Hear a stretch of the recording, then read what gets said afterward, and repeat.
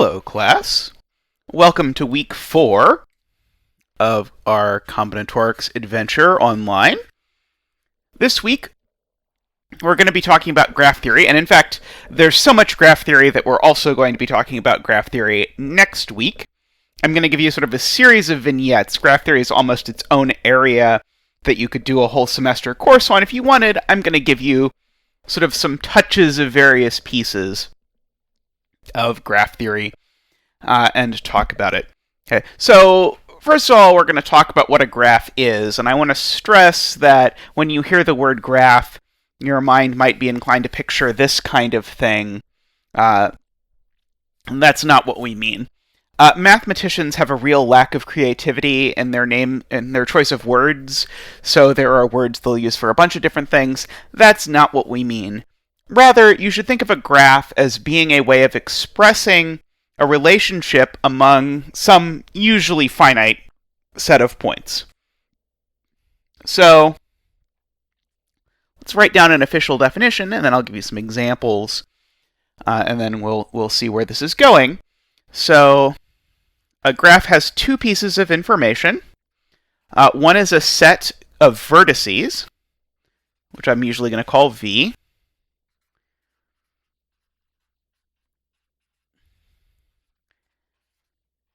And a set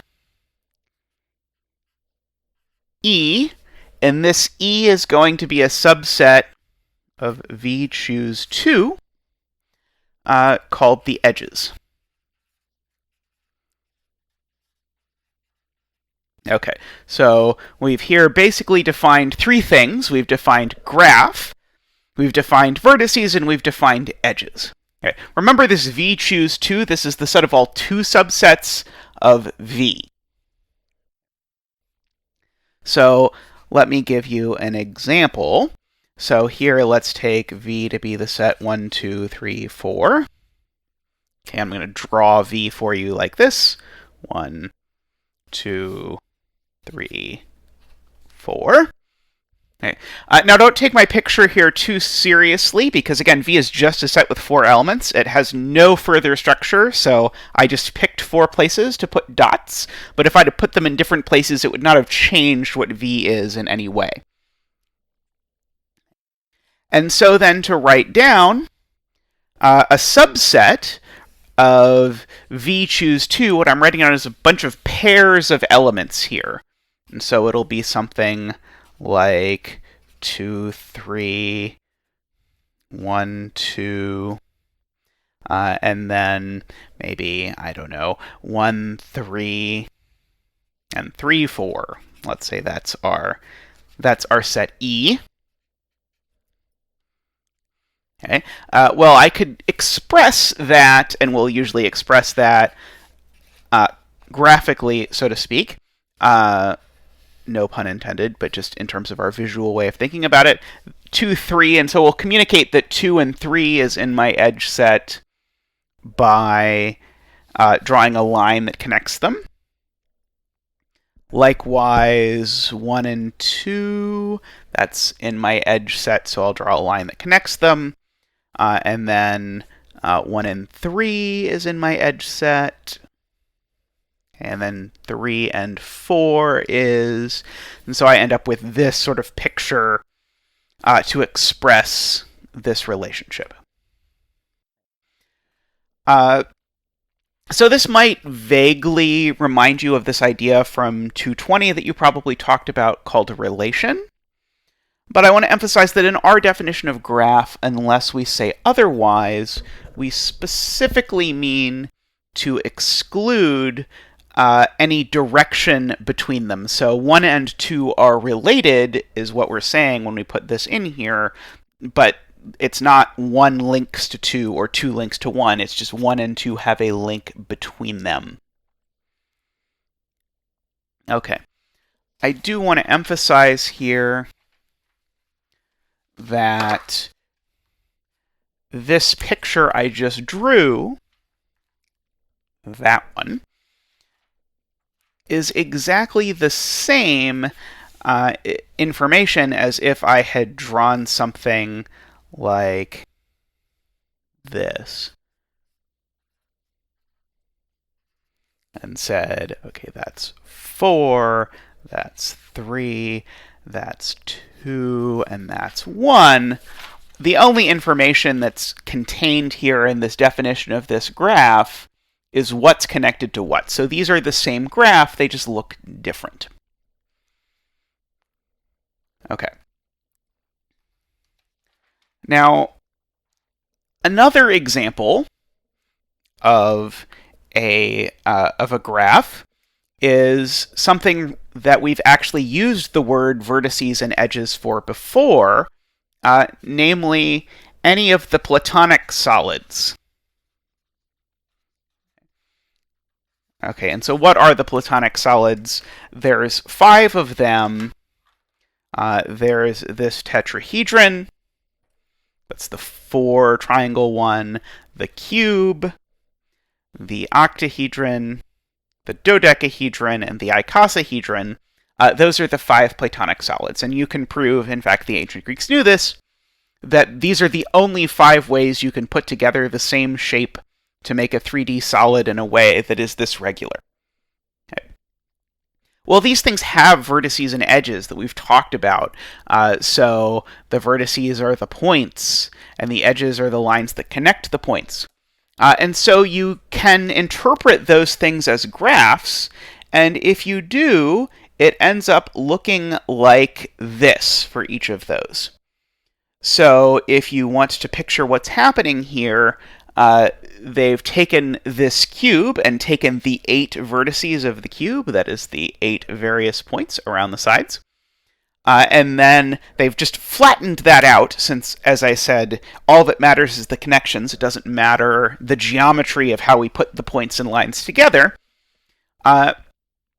And so that gets us that arrangement. And likewise, you can flatten out all of the others, and you end up with these pictures. And so you'll notice, for example, in the dodecahedron, the dodecahedron is made up of pentagons, and you can still see that everything is made up of pentagons by looking at this graph. Okay, so I'm going to put this away for now.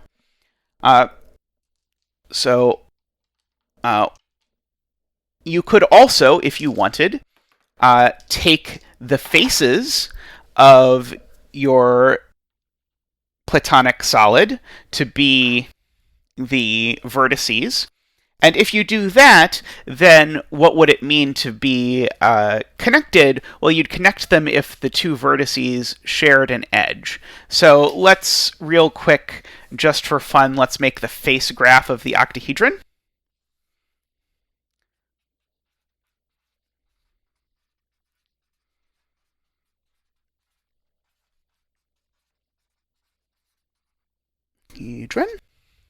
Okay. And since this is a die, I'm going to go ahead and use the numbers on the die to tell me what things are connected to what. So I'm going to take 1, 2, 3, 4, 5, 6, 7, and 8. Okay, and so let's start with 1. What is 1 connected to? 1 is connected to 2. And 1 is connected to 4. And 1 is also connected to 8. Okay, again, all I'm expressing here is that those are the 3 faces that directly touch the face 1 here. I'm not connecting 1 to these because they share a vertex. I'm only connecting them if they share an edge.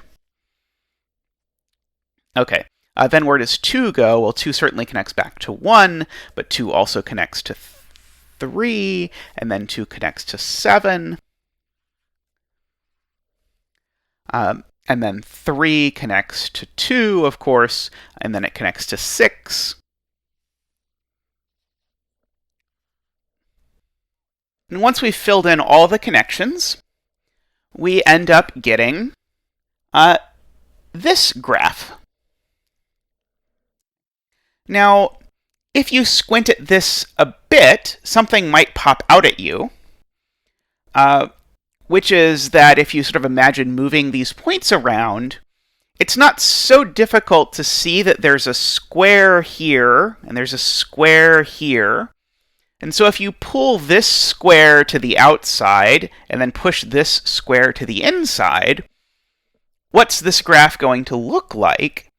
Well, it's going to look exactly like this graph of the cube from before. And so that's an interesting fact, that the face graph of the octahedron is the same as the vertex graph of the cube.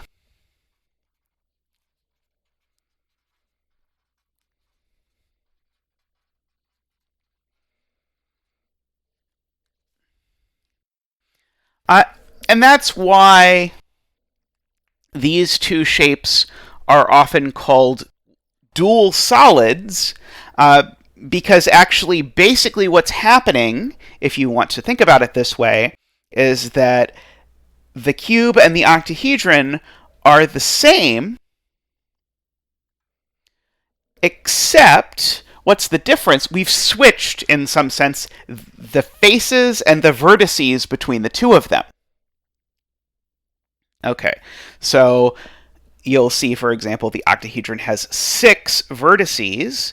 If you were to imagine that you took a sander and polished down each of these vertices until it became a face, then you'd get a cube, and vice versa for the cube. If you polished down each of its 8 vertices until it became a face, you'd eventually get an octahedron. This is additionally why, as we have seen in the past, these two solids both have the same number of symmetries, namely both of them have 24 symmetries. And it's because really they're the same shape, just expressed differently.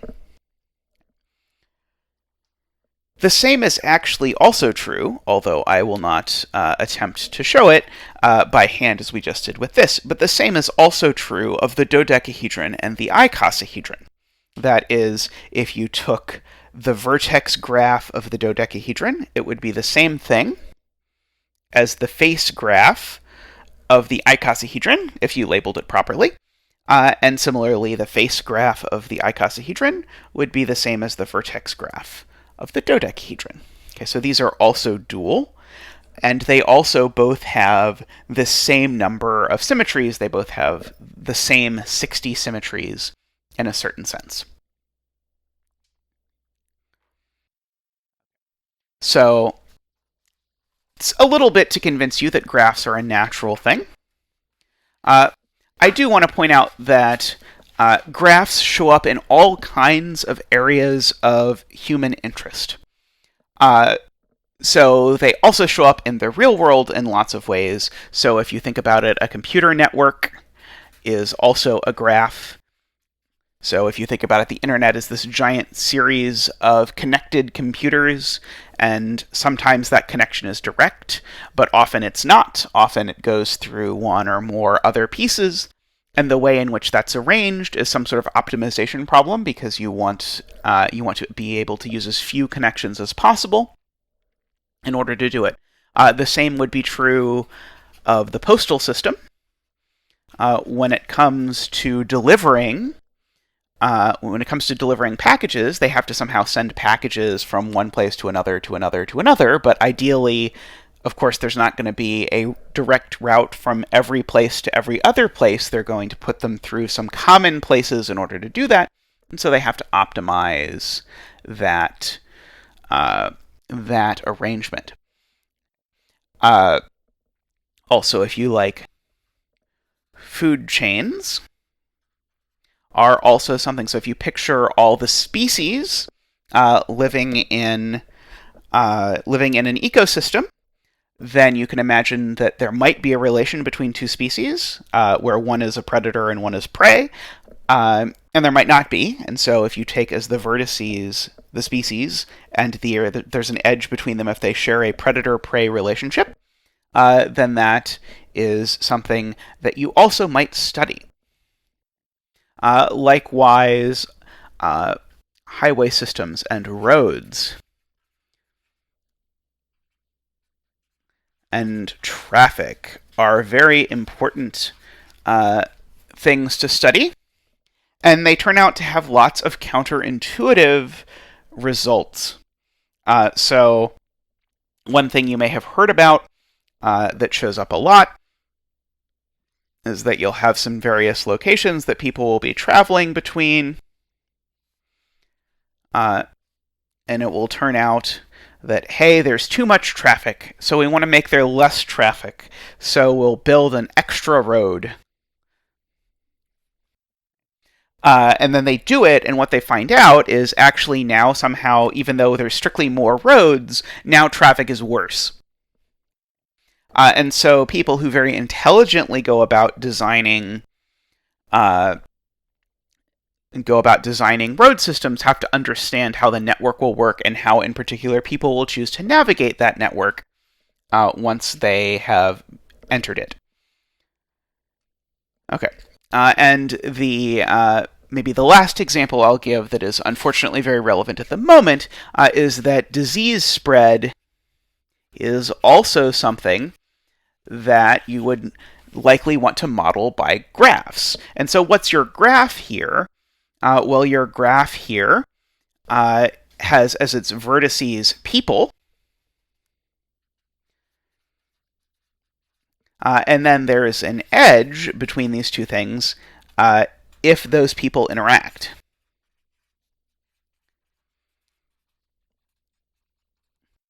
And so then what happens is that the disease then, whatever it is, will spread through the edges. And so if one vertex gets sick, then there's some chance that the vertices that connect to it by an edge will also get sick.